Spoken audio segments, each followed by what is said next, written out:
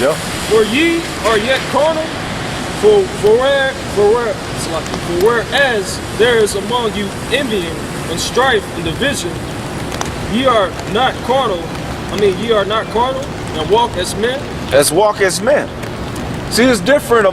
We already said this. We said this whenever that so-called Occupy Wall Street stuff was brewing down here in Charlotte, which we told them it was going to fall. We told them the government was going to single them out, and we told them soon their ass is going to be destroyed. That's right. That's right. And we told them that, and they made mockery of us. Then what happened? Okay, they all somehow mustered up some stuff whenever the cameras was on, when they had that Democratic convention, like they still out here pushing. They ain't pushing, all right? And you know what? That guy that was talking to us on St. Patrick's Day, he was the main one. I remember him now. He was the main one that was scoffing at us when they had walked past us over here when we told them that, when they was protesting against NATO. We was telling them that America is part of NATO. And he was making fun of us, thinking that shit was gonna move and be forever. Now he all bugged out and terrified. Okay? And his woman was bugged out too. Okay? Alright? James chapter 3 verse 17. So like that scripture say, when it's envying and strifes and all that contention, that's being carnally minded. Amongst the brothers in the truth, all right, that have the truth, there is what? There's peace in the churches, all right? And we stay in order. We told the police and we told these people we ain't gonna be moving on people like that. We just out here kicking the word. We ain't out here to be walking up the streets, making noises, trying to be seen by everybody and their mama, all right? Keep reading. James chapter 3 verse 17. But the wisdom that is from above is first pure, then peaceable, gentle, and easy to be entreated, full of mercy and good fruits, without partiality, without hypocrisy. Hypocrisy, that's right. Hypocrisy. And those people are a bunch of goddamn hypocrites. All right, because they lie against the truth. Here it is, we tell them, okay, the scriptures say that these heathens, the reason why these heathens are rising up against their government, which we're going to break it down, is to fulfill prophecy. And it's prophesied in the scriptures when they do that, the Lord going to use their governments to destroy them. Okay? But that's all to fulfill what the Lord said about commotions. And we told our people they ain't supposed to be out there trying to do like these heathens do, because they want to keep they so-called government or they so-called power. But the fact is, the truth is they gonna lose their power.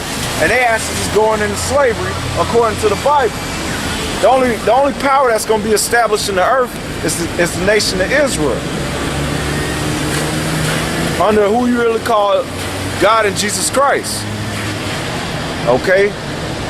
So any type of so-called established power or thinking that these heathens gonna rule after it or have something going on during that, they're lying against the truth. And that's gonna bring death on them. Okay? Keep reading. Unless you got a precept. James 3 and 18. And the fruits of righteousness is sown in peace of them that make peace. Yep. Them people ain't for peace.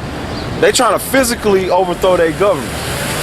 Then when the government responds with a natural reaction, okay, these people's trying to make war against us. All right, shit. Well, that's them declaring war. We're gonna set up martial law, which is military law, and we'll be justifying destroying them because they're trying to make war with us.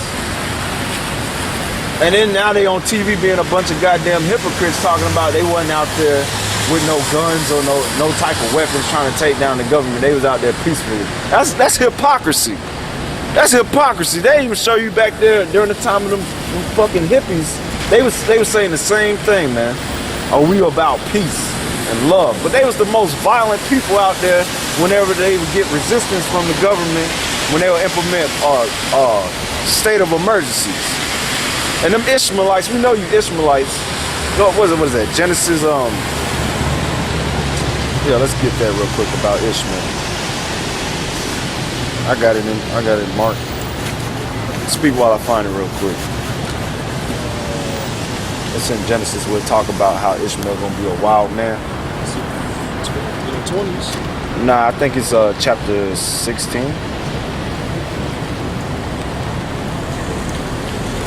Yeah, 16 and 9. Start at 9 and read down to 12. Genesis chapter 16, verse 9. Yep. And the angel of the Lord said unto her, return to the mistress, and submit thyself under her hand. Yeah, this is the angel of the Lord speaking to Hagar, all right, who was the mother of Ishmael, all right, which Abraham had with Hagar because Sarah couldn't bear. She was barren, excuse me, in the womb, and she had gave Hagar to Abraham so they could have a child, all right, and she got pregnant, she got proud, so she fled when Sarah had started putting her hand on her, all right. So the angel of the Lord told her to go back to Sarah. And he's going to tell her about the child. Keep reading. And the angel of the Lord said unto her, I will multiply thy seed exceedingly. Yeah, because them Ishmaelites, them so-called Arabs, which they know they go back to Ishmael, they're massive, man. That's just fulfilling when the Lord said that he was going to make Ishmael a great nation and exceedingly fruitful. All he was saying, he was going to make them a big multitude because they was the seed of Abraham, but they was not the chosen seed. That's what you Ishmaelites get it twisted, okay? And you simp-ass niggas that defend these Ishmaelites when you all up into that Islam. Keep reading. That it shall not be numbered for multitudes. Multitudes. And the angel of the Lord said unto her, behold, thou art with child, and shall bear a son, and shall call his name Ishmael, because the Lord have heard thy affliction. Yeah, the name Ishmael, or Ishmael in the Hebrew, is Yah-Shemaiah Allah, okay? Yah at the beginning meaning he, Shemai means here, okay? And Allah means power. Yah-Shemaiah Allah. That's how you say Ishmael in the Hebrew, in the Lashwan Kodash. Keep reading. That's all it means. It doesn't mean Yashar Allah. He's a prince of the power, which that's the name that's placed upon Jacob, all right, which was produced through Isaac, which Isaac was the chosen. All right, keep reading. And he will be a wild man. It said Ishmael will be a wild man. So even though the media trying to portray these people over there in Cairo as being peaceful protesters that just got mowed down by their government, that's a damn lie, because we know Ishmael, man. Ishmael is a wild man. Who you know, that also proves that they're Ishmaelites, who you know will go all out into a mosque or a temple and blow themselves up and the people. That's being wild, man. That's no logic. Okay, at least Esau would send a drone or some shit, you know, because Esau's scared to death. You so-called white people, you scared to death. All right, but them Ishmaelites, they crazy, man. It said they are a wild man. Keep reading. His hand will be against every man. And his hand will be against every man. That's why ain't gonna be no fucking peace in the Middle East. And all that diplomatic talk between these nations of peace talks and stuff, all that shit's gonna fold because Ishmael is a wild man. Okay? Them Ishmaelites are crazy, man. And that's probably why Esau had forged that so-called terrorist attack to make war with them, right? To put them in them like Guantanamo Bay. Because that's full of Ishmaelites, them Arabs. And they torture them. They practicing torturing them Arabs because they the wildest people on the planet, man. They're wilder than Esau.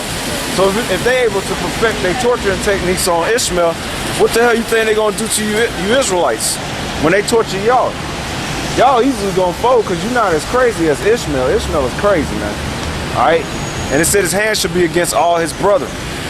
That's why there ain't no peace between them Amalekites and them Ishmaelites over there in our land. That's why you have them Palestinians, which are basically Ishmaelites, fighting against them so-called Jewish people, which are Amalekites, which are Edomites.